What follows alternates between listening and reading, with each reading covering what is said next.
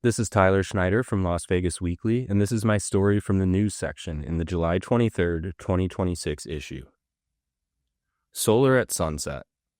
NV Energy's upcoming daily demand charge draws opposition from solar customers, renewable advocates, and Nevada's Attorney General.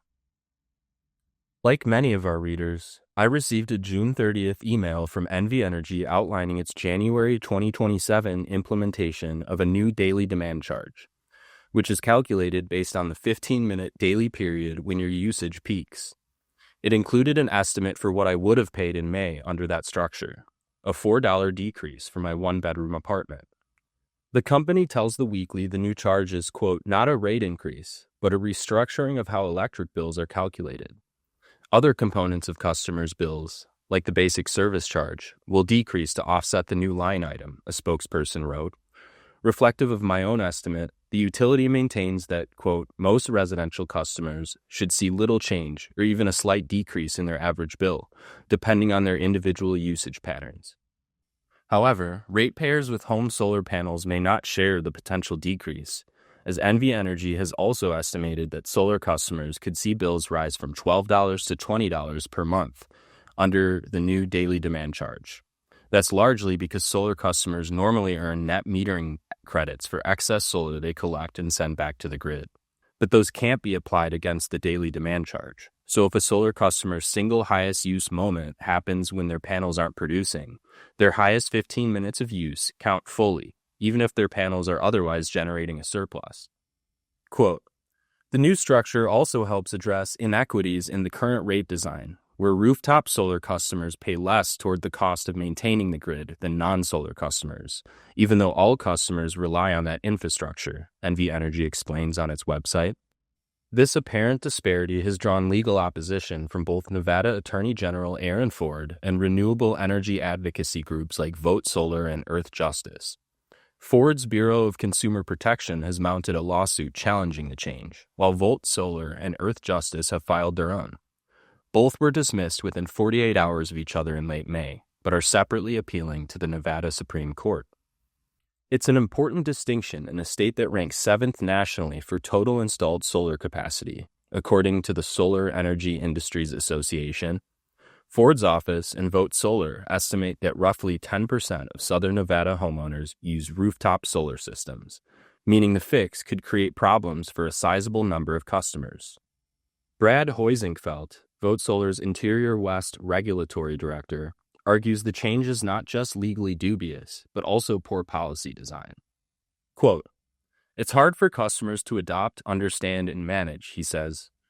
While it may not increase rates on average for the customers, people are going to see a lot more variability month to month depending on their usage. That's especially difficult for people on fixed incomes or low-income families. He also says it could take away incentives from adopting solar panels. Quote, the demand charge puts those costs in such a bucket that those benefits are hard to grasp for customers. So, if they're not compensated correctly, fewer people will invest in those, and the grid will have less access to customer-side resources that, in aggregate, can lower costs for everyone, he says.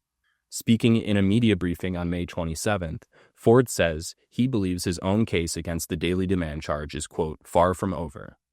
Quote, it undermines Nevada's clean energy future, and it violates a state law that has been on the books since 2013, Ford said. Nevada law explicitly bans time-based rate structures. This charge is exactly that. Julia Hubbard, Nevada Director for Solar United Neighbors, another nonprofit not engaged in the lawsuit, argues that the new charge doesn't even target the problem NV Energy says it's solving.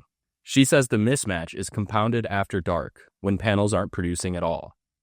Quote, one of our critiques of this charge is it doesn't actually coincide with when the grid is most strained, which again is that 5 p.m. to 9 p.m. period, Hubbard says. That's when everybody is coming home and making dinner. Hoisenfeld and Hubbard both see a bigger opportunity beyond this fight to fairly compensate customer-owned solar and battery usage to lower system-wide costs. Quote, it's a moment where we can envision a more democratic energy future, where customers have more control over their energy and can use their voice to make that possible, Hubbard says. Sidebar. What are your rights as a tenant when your AC goes out? Summer electric bills are already stressful enough, But when the Mojave heat is at its peak and your air conditioning shuts down, it can become a life or death situation. For renters facing this scenario, Legal Aid Center of Southern Nevada consumer rights attorney Jordan Savage has a few tips on how to proceed. 1. Put it in writing. Air conditioning, running water, functional electric and gas systems, and working locks are all considered to be essential service under Nevada law as far as landlord responsibilities are concerned. Therefore, a failure to provide air conditioning should be met with an immediate written inquiry to your landlord, Savage says. Quote, everybody, especially the elderly, should put their landlord on notice as soon as possible, he adds. That starts a clock where the landlord has 48 hours to use, quote, best efforts to fix it. Written notification is the gold standard here. Savage says certified letters are ideal, but an email or text will also typically qualify, while a phone call may not. Savage says judges often recognize a work order as proper notice as well. 2. Invoke your own remedy as needed.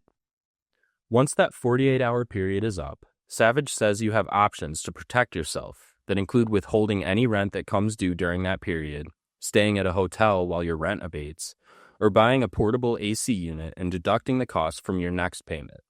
Again, he advises sending a follow-up notice to your landlord on what your intended remedy is.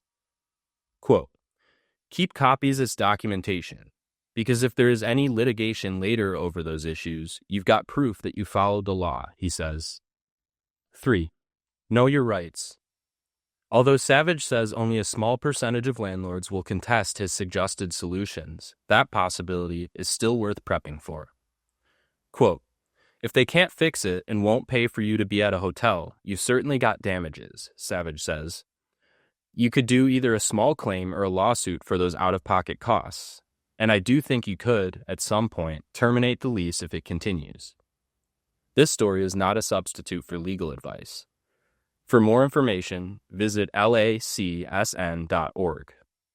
You can find this story and others online at lasvegasweekly.com.